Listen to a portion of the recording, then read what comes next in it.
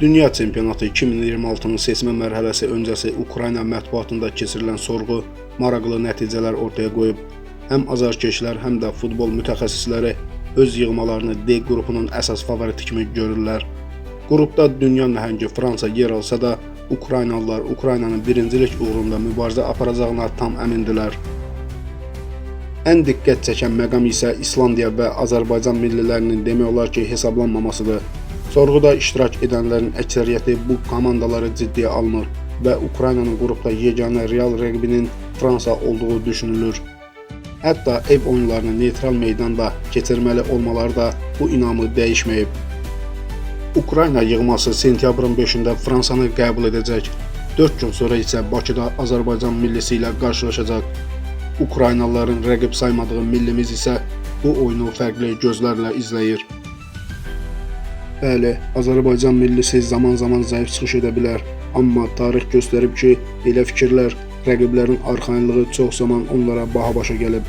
Bir zamanlar Serbiya və Çernogoriya, eləcə də Türkiyə yığmalarının azarkeş və mütəxəssisləri də oxşar fikirlər səsləndirmişdi. Amma həmin qarşılaşmalarda millimiz onlara layiqli cavab verərək futbol dərsi keçmişdi.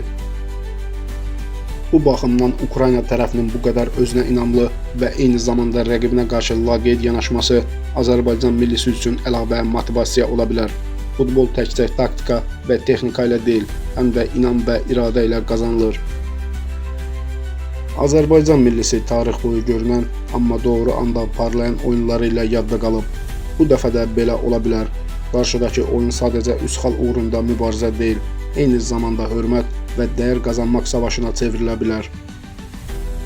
Meydan hər şeyi göstərəcək. Bəlkə də Ukraynalılar Azərbaycanı rəqib görmür, amma millimiz onların yaddaşında unudulmaz bir dərs yazmağa qadirdir. Çünki millətini sevən, bayrağını daşıyan hər bir futbolçunun içində qürur və qələbə arzusu var. Futbolun nəticəsini əvvəlcədən heç kim yaza bilməz. Əsl oyun fit səsləndikdən sonra başlayır. Əslində futbolu hər kəs oynayır, amma qalib gələn hər zaman iradəsi güclü olan komandalardır. İnanırıq ki, millimiz hər iki oyunda Ukrayna ilə layiqli mübarizə aparacaq.